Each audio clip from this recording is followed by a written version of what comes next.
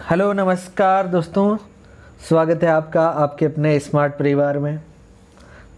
Good evening सबको। तो कैसे हैं आप सब लोग? सब लोगों की तैयारी कैसे चल रही है, कमेंट सेक्शन में बता दो। दोस्तों, आपके लिए हम लोग जिला दर्शन के बहुत से वीडियो लेकर आ रहे हैं और हम लोगों ने RJ04 यानी कि बाड़मेर तक पढ़ लिया और आज हम RJ05 यानी कि भरतपुर पढ़ेंगे। दोस्तों वीडियो को अपने दोस्तों के साथ शेयर वेयर करो, लाइक वाइक करो, चैनल को सब्सक्राइब भी कर लिया करो यार, और अपने दोस्तों के साथ शेयर करो, सबको सब्सक्राइब करवाओ। यही तो आपके भाई के लिए, आपके दोस्त के लिए प्यार होगा आपका। क्योंकि दोस्तों, ये जो मेहनत की जा रही है ये आपके लिए की जा रही है, तो आपका भी थोड़ा तो फर्ज बनता ही है कि आप लोग आपके भाई के लिए इतना कर सकें, अपने दोस्तों से इस चैनल को सब्सक्राइब करवा सकें कि नहीं है। दोस्तों, राजस्थान जीके से अगर कोई प्रश्न बनता है आपके एग्ज़ाम पॉइंट व्यू से इम्पोर्टेंट प्रश्न, हम इस सेशन में डिस्कस कर लेंगे। दोस्तों चलिए स्टार्ट करते हैं। उससे पहले ये रहा आपका मोटिवेशनल कोट्स जो आपको ऊर्जावान बनाएगा। पढ़ो लिखो लड़ो हंसो रो कुछ भी करो।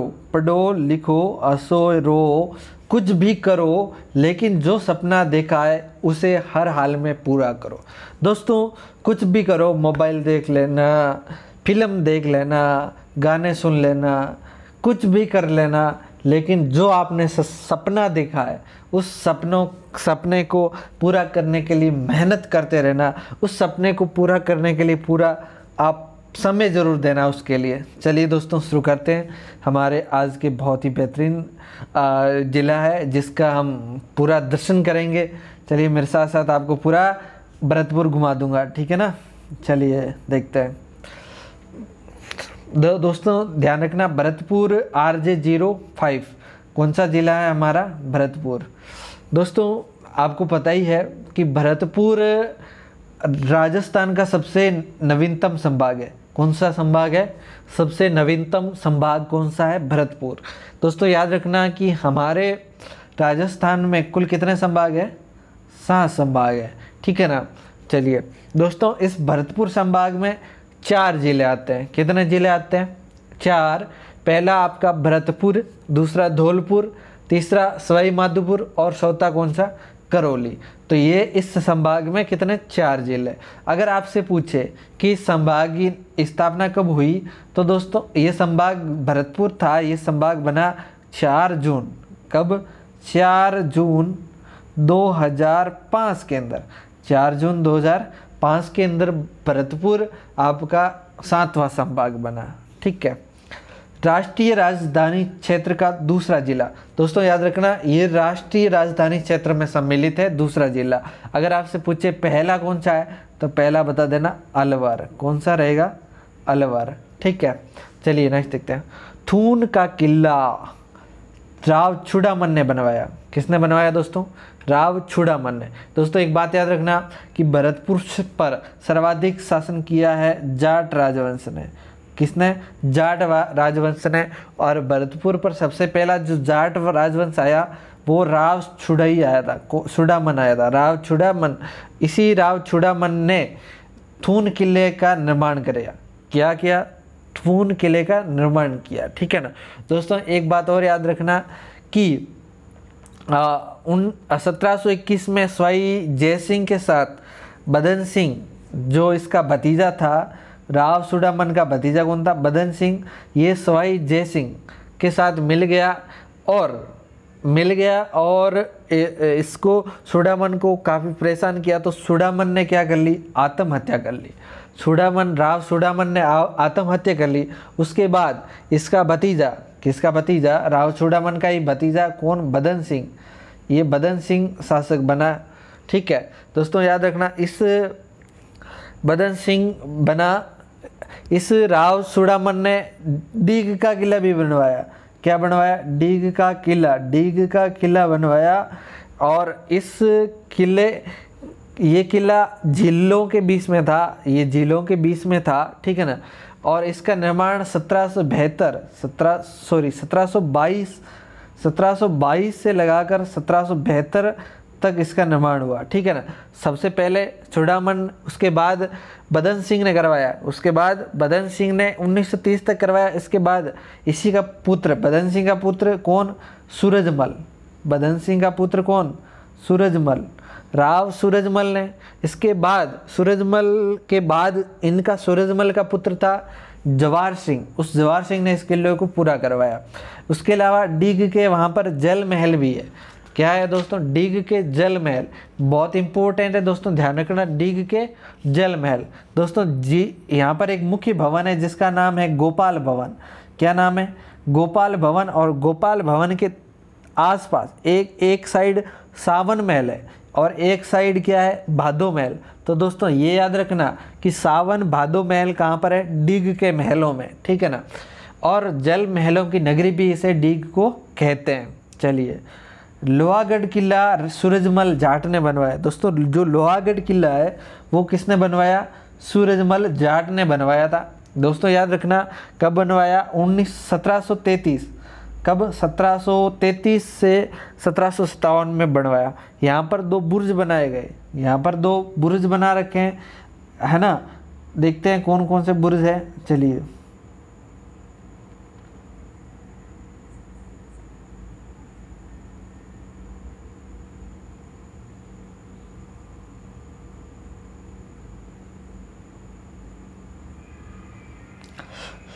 चलिए देखते हैं, यहाँ पर 2 बुर्ज बना रखे हैं। 2 बुर्ज कौन से हैं, जवार बुर्ज है, एक फतेह बुर्ज है। एक तो जवार बुर्ज है और दूसरा कौन सा है, फतेह बुर्ज। दोस्तों जो जवार बुर्ज है, इस जवार बुर्ज में यहाँ के भरतपुर के राजाओं का राज्याभिषेक होता था, ठीक है ना। एक बात ध्यान रखना, इसी सूरजमल जाट को कहते हैं जाटों का प्लेटो। क्या कहते हैं, प्लेटो। दोस्तों एक बात और इम्पोर्टेंट ध्यान रखना कि जवार सिंह ने, किसने, जवार सिंह ने, सॉरी हाँ, जवार सिंह ने इसी लोहागढ़ किले में, जवार सिंह ने इसी लोहागढ़ किले के अंदर क्या किया, अष्ट धातु का दरवाज़ा लगाया। अष्ट धातु का दरवाज़ा कहाँ से लाया, बात है 1765 की। 1765 के अंदर ये जवार सिंह शाह आलम द्वितीय के साथ दिल्ली पर आक्रमण किया और शाह आलम द्वितीय को हराया, है ना। शाह आलम द्वितीय पर आक्रमण किया और इसको हराया और वहाँ से क्या लेकर आ गया, अष्ट धातु का दरवाज़ा। 2 दरवाजे होते हैं ना, 2 फड़के, वो 2 फड़के लेकर कहाँ आ गए जवार सिंह, इस लोहागढ़ दुर्ग में। दोस्तों वहाँ पर दरबार बुलाया तो वहाँ की प्रजा ने कहा, देखो राजा आप 2 लेकर आ गए हो, 2 फड़के लेकर आ गए हो, लेकिन अगर मान के चलो बाद में लोग वहाँ के आपके ऊपर आरोप लगाएंगे कि चोरी करके लेके गए हैं, यहाँ कोई कहेगा लूट कर लेके गए हैं, तो आप अगर उसको जीत कर लेकर आए हो तो आप एक दरवाज़ा लेकर आते तो सही रहता, एक उनके वहाँ पर निशानी तो होनी चाहिए थी। तो इन जवार सिंह ने वही का वही जो दरवाज़ा था, एक फड़का उठाया और वापस दिल्ली में वापस लगा दिया लाल किले के अंदर, ठीक है ना। दोस्तों याद रखना, तो यहाँ पर एक अष्ट धातु का दरवाज़ा है। दोस्तों बात करें इस लोहागढ़ दुर्ग की, तो ये बहुत बड़ा इंपॉर्टेंट दुर्ग है। ये दुर्ग मिट्टी से भी बना हुआ है, इसके अंदर एक मिट्टी की दीवार है, इसलिए इसको दानवंत दुर्ग भी कहा जा सकता है। और इसके चारों ओर नहर भी है, इसलिए इसको जल दुर्ग भी कहा जा सकता है। और इम्पोर्टेंट बात, ये इसके चारों ओर एक दीवार भी है, इसलिए इसको पारीक दुर्ग भी कहा जा सकता है। चलिए नेक्स्ट देखते हैं दोस्तों। एक बात और ध्यान रखना आप लोग कि यहाँ पर है लक्ष्मण मंदिर। क्या, कौन सा मंदिर, लक्ष्मण मंदिर। राजस्थान का एकमात्र लक्ष्मण मंदिर कहाँ पर है, इसी लोहागढ़ के अंदर है। दोस्तों ये जाट राजवंश के आराध्य देव है। जाट राजवंश के कैसे देव हैं, आराध्य देव। कौन है ये, आपके लक्ष्मण। दोस्तों एक बात और ध्यान रखना, इस लोहागढ़ दुर्ग को तो कहते हैं अजयगढ़। क्या कहते हैं, अजयगढ़। इसके अलावा इसी को कहते हैं अभेदी दुर्ग। इसके अलावा इसको कहते हैं दुल्हरगढ़ और इसको कहते हैं मिट्टी का किला। क्योंकि मैंने बता दिया ये इसके चारों ओर एक मिट्टी की दीवार बनी हुई है। अजयगढ़ इसलिए कहते हैं या अवैधी दुर्ग इसलिए कहते हैं क्योंकि इसको आज तक कोई जीत नहीं पाया, इसलिए ही तो इसे क्या कहते हैं, अजयगढ़ दुर्ग। चलिए नेक्स्ट देखते हैं। राजस्थान का एकमात्र लक्ष्मण मंदिर लोहागढ़ के अंदर है, हमने बात कर ली, ठीक है। चलिए नेक्स्ट देखते हैं। बयाना दुर्ग, बयाना एक और दुर्ग है, बयाना दुर्ग ये दमदमा पहाड़ी पर है। कहाँ पर है? दमदमा पहाड़ी पर बना हुआ है बयाना दुर्ग, ठीक है ना दोस्तों। इसका निर्माण यादव राजवंश के संस्थापक विजयपाल ने करवाया था। किसने? विजयपाल ने, यादव राजवंश का संस्थापक था विजयपाल, इसने इसका दुर्ग का निर्माण करवाया। कब पूछे तो 1040 ईस्वी में, 1040 ईस्वी में, ठीक है। चलिए नेक्स्ट देखते हैं। बयाना का मैदान नील की खेती के लिए प्रसिद्ध है। दोस्तों बयाना का मैदान किसके लिए प्रसिद्ध है? नील की खेती के लिए प्रसिद्ध है। एक और इम्पोर्टेंट बात ध्यान रखना, आपने सुना होगा बयाना का युद्ध। क्या बयाना का युद्ध सुना है ना? राणा सांगा, कौन? राणा सांगा, और एक याद करो बाबर का सेनापति मेहंदी ख्वाजा। कौन सा? मेहंदी ख्वाजा। इन दोनों के बीच ये युद्ध हुआ था और इस युद्ध में कौन जीता था? सांगा जीता था। और ये हुआ कब था? याद रखना 16 फरवरी। कब? 16 फरवरी 1527 के अंदर। तो ये बयाना का युद्ध भी बहुत इम्पोर्टेंट है दोस्तों। चलिए नेक्स्ट देखते हैं। एक और ध्यान रखना दोस्तों, जो ये बयाना का मैदान है, ये यहाँ पर बयाना का युद्ध भी हुआ था, ठीक है। और ये नील की खेती के लिए प्रसिद्ध है। ये दो बातें इसकी ध्यान रखना। बैर का किला 1726 में बना।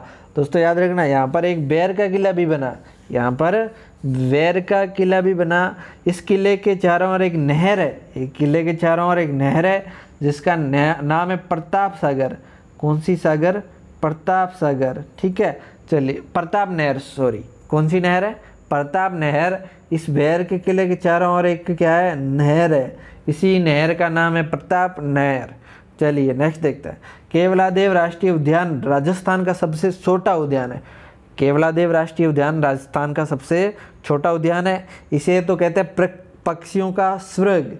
क्या कहते हैं? पक्षियों का स्वर्ग कहते हैं। ये राजस्थान का दूसरा पार्क है, दूसरा राष्ट्रीय उद्यान है। कौन सा? दूसरा, और राजस्थान का सबसे छोटा है। ये 1956 के अंदर, 1956 के अंदर इसको अभ्यारण्य का दर्जा मिला और 1981 में इसको राष्ट्रीय उद्यान का दर्जा मिला। और 1985 के अंदर, 1985 के अंदर ये जो यूनेस्को की विश्व धरोहर है उसमें ये शामिल हो गया। दोस्तों ये NS 11 पर है। कौन से पर है? NS 11 पर है, ठीक है। एक और बात ध्यान रखना इससे जुड़ी, ये यहाँ पर रसिया के जो साइबेरियन पक्षी सार्स आते हैं उनके लिए ये फेमस है। और इसके अलावा लाल गर्दन वाला तोता यहाँ पर प्रसिद्ध है। लाल गर्दन वाला तोता पूछे तो कहाँ पर बताओगे? केवलादेव राष्ट्रीय उद्यान में। चलिए नेक्स्ट चलते हैं।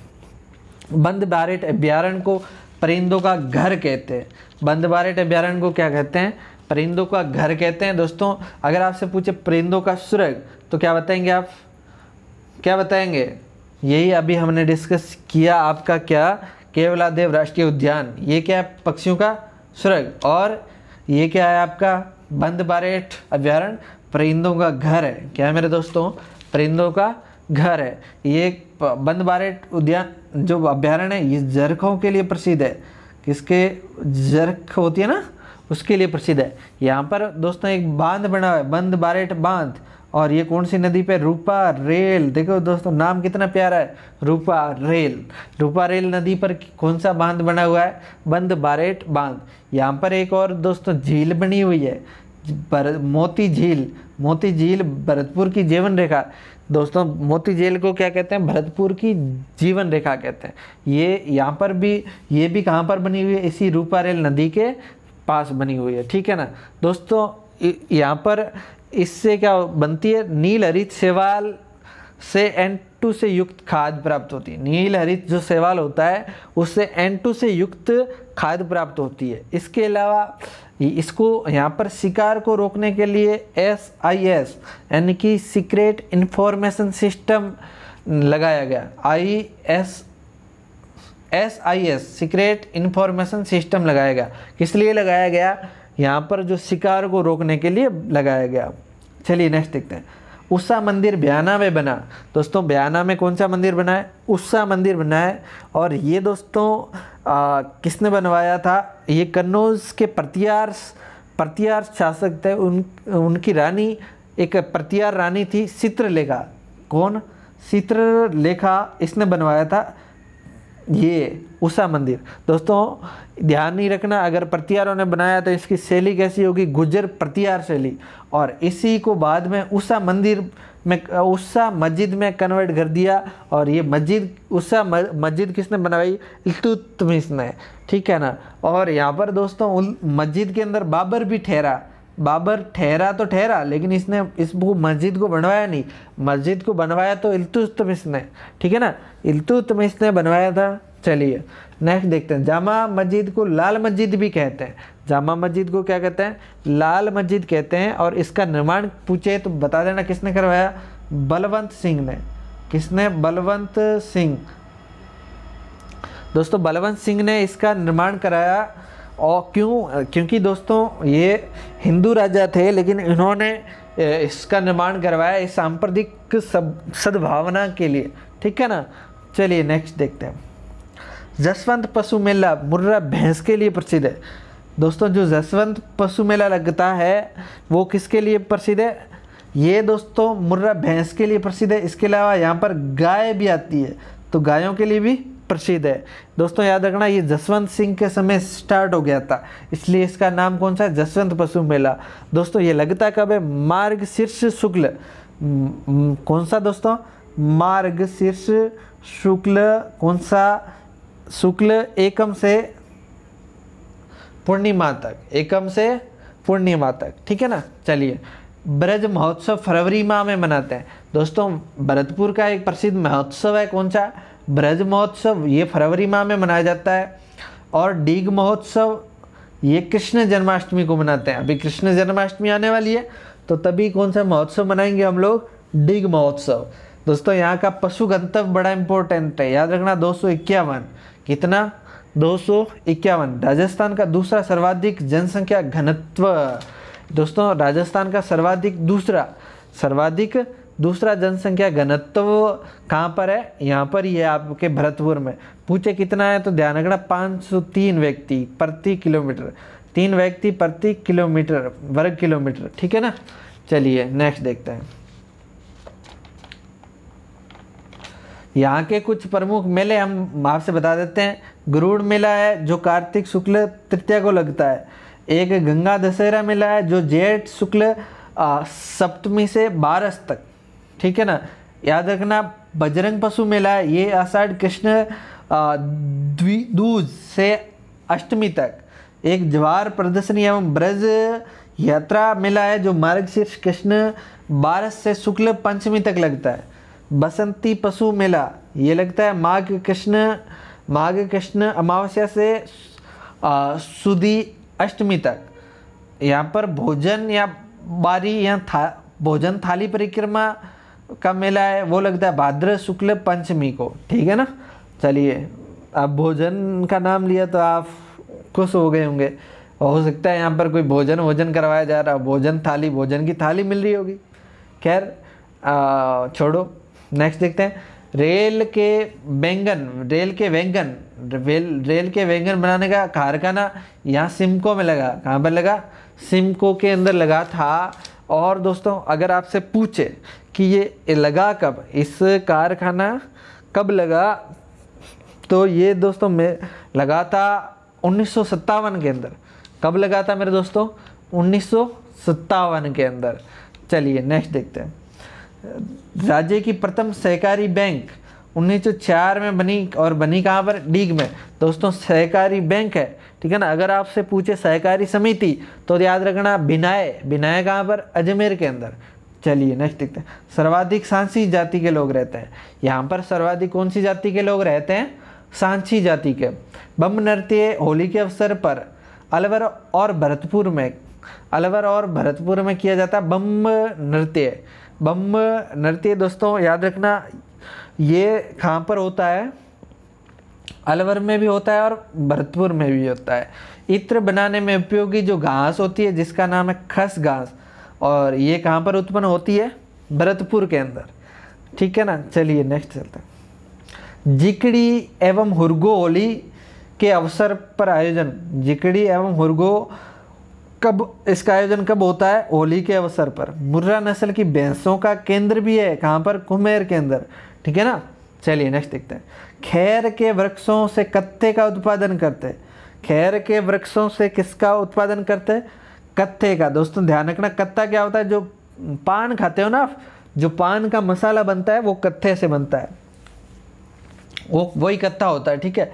ऑपरेशन राजहंस केवलादेव से संबंधित है। ऑपरेशन जो राजहंस है वो किससे संबंधित है? केवलादेव जो राष्ट्रीय उद्यान है उससे संबंधित है। दोस्तों ये सफ़ेद सारस की जो लुप्त हो रही है ना प्रजाति, उसको बचाने के लिए चलाया गया है, उसको बचाने के लिए चलाया गया। गोकुल जी वर्मा शेर भरतपुर नाम से जाने जाते हैं। गोकुल जी वर्मा को क्या कहते हैं? शेर है भरतपुर, याद रखना। चलिए नेक्स्ट देखते हैं। भरतपुर में मेवाती एवं ब्रज भाषा बोली जाती। भरतपुर में कौन सी भाषा? मुख्यतः मेवाती और दूसरी ब्रज भाषा बोली जाती। दोस्तों जो ब्रज भाषा है इसका संबंध यूपी से रहा है। किससे रहा है? यूपी से रहा है। यहाँ पर गुलाबी रंग का संगमरमर प्रसिद्ध है। कौन सा? गुलाबी रंग का संगमरमर प्रसिद्ध है। जैन तीर्थकर आदिनाथ एवं नेमिनाथ की मूर्तियाँ जंगीना के अंदर। कहाँ पर है दोस्तों? जैन जो तीर्थकर है उनकी मूर्तियाँ, दो तीर्थकर आदिनाथ एवं नेमिनाथ की मूर्तियाँ कहाँ पर है? जंगीना के अंदर। लाल दासी संप्रदाय की प्रधान पीठ नगला भरतपुर के अंदर। कहाँ पर है दोस्तों? भरतपुर में। ठीक है ना दोस्तों, याद रखना लाल दासी संप्रदाय की प्रधान पीठ कहाँ पर है? ये है आपकी नगला भरतपुर के अंदर। 1804 में 1804 के युद्ध में अंग्रेज सेना भरतपुर के किले को नहीं जीत पाई। दोस्तों 1804 के अंदर भरतपुर के किले को अंग्रेज़ों की सेना नहीं जीत पाई थी। अंग्रेज़ों की सेना ने लगभग 6 महीने इस किले के चारों ओर घेरा डाले रखा लेकिन जीत नहीं पाई। ठीक है ना, चलिए नेक्स्ट चलते हैं। बाबा लोक देवता देव बाबा ग्वालों का देवता का मेला नगला जहाजपुर में कब लगता? नगला जहाजपुर में। ये देव बाबा का ग्वालों के देवता भी कहते हैं, और ये दोस्तों गायों के देवता है। किसके देवता है? गायों के देवता। इसलिए देव बाबा नहीं, डॉक्टर देव बाबा हो गए। डॉक्टर देव बाबा मतलब गायें बीमार होती है तो ये देव बाबा सही करते हैं। तो ये भले वेटरनरी डॉक्टर भले ही है लेकिन है तो डॉक्टर ना। चलिए खानवा का मैदान। दोस्तों याद करो खानवा का मैदान मैंने बताया था 17 मार्च 1527 में कौन सा युद्ध हुआ? खानवा का युद्ध हुआ था। कब? 17 मार्च 1927 के अंदर। ठीक है ना, 17 मार्च से ना, कहीं 16 मार्च होता है तो एक ही बात है। ठीक है, आप सन याद रखना कब? 1527 के अंदर। बसंत मेला रूपवास के अंदर लगता है। दोस्तों बसंत मेला मैंने अभी डिस्कस किया था, तो कहाँ पर लगता है? रूपवास के अंदर। चलिए नेक्स्ट देखते हैं। वल्लभ संप्रदाय की सौती पीठ गोकुल चंद जी एवं सातवीं पीठ मदन मोहन जी की ये कामा भरतपुर में। कहाँ पर है?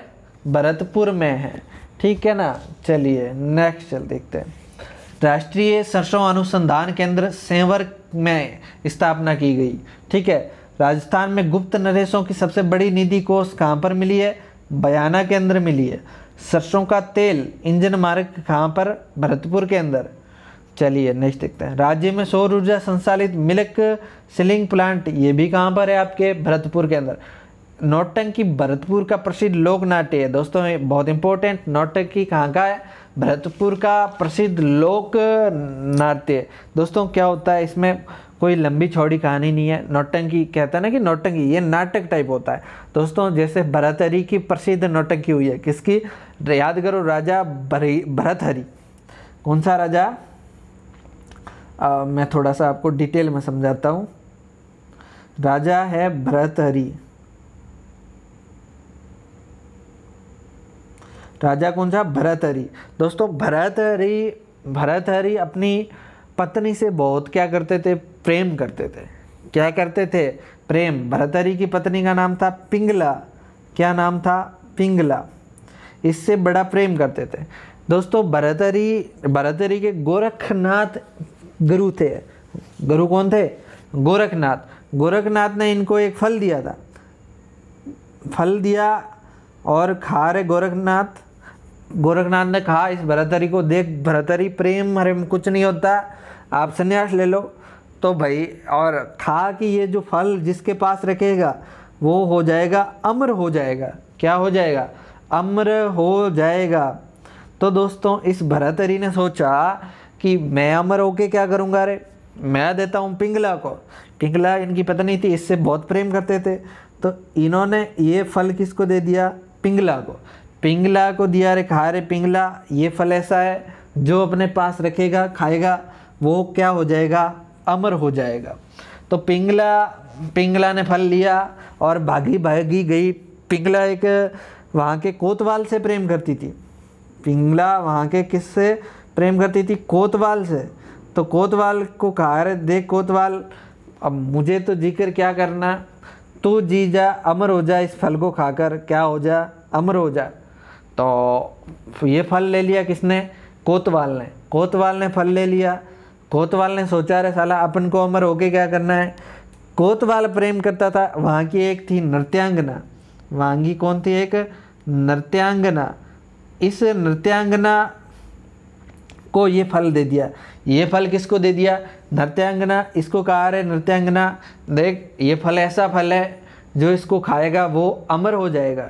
तो नृत्यांगना तू अमर हो जा रे, अरे अमर हो जा। चलो नृत्यांगना ने फल ले लिया। और नृत्यांगना थी ये भर्तहरि से बहुत प्यार करती थी, तो इसलिए इस नृत्यांगना ने यही फल दे दिया इस भर्तहरि को। कहा, रे भर्तहरि राजा तुम इस फल को खा के अमर हो जाओ। तो भर्तहरि समझ गया, साला वही फल मेरे पास कैसे आ गया रे।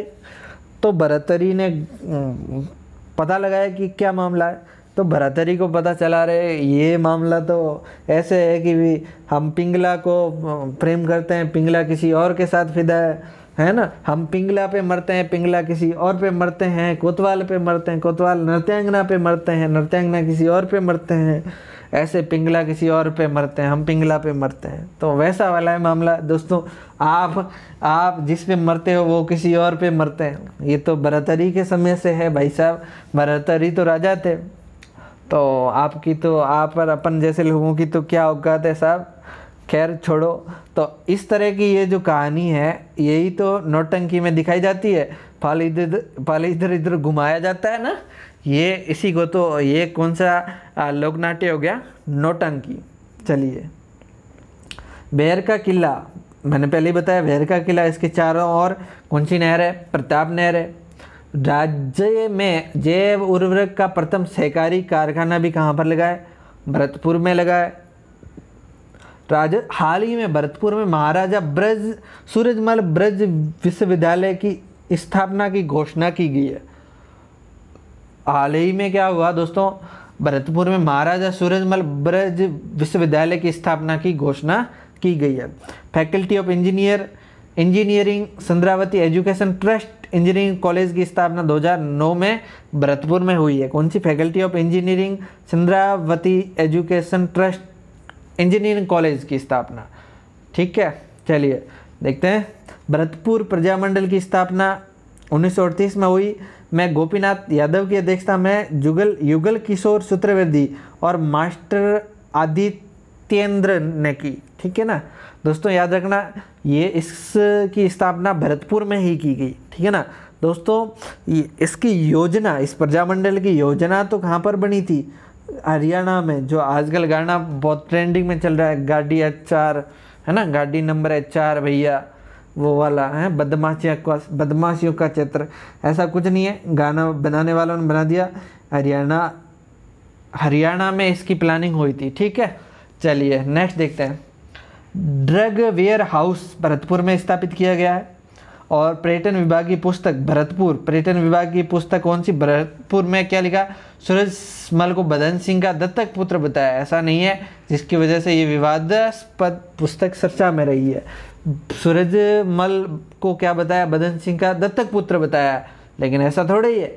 तो इसलिए ये विवाद में रही है। पुस्तक कौन सी, पर्यटन विभाग की पुस्तक है भरतपुर नाम से, तो ये विवाद में रही है। चलिए दोस्तों,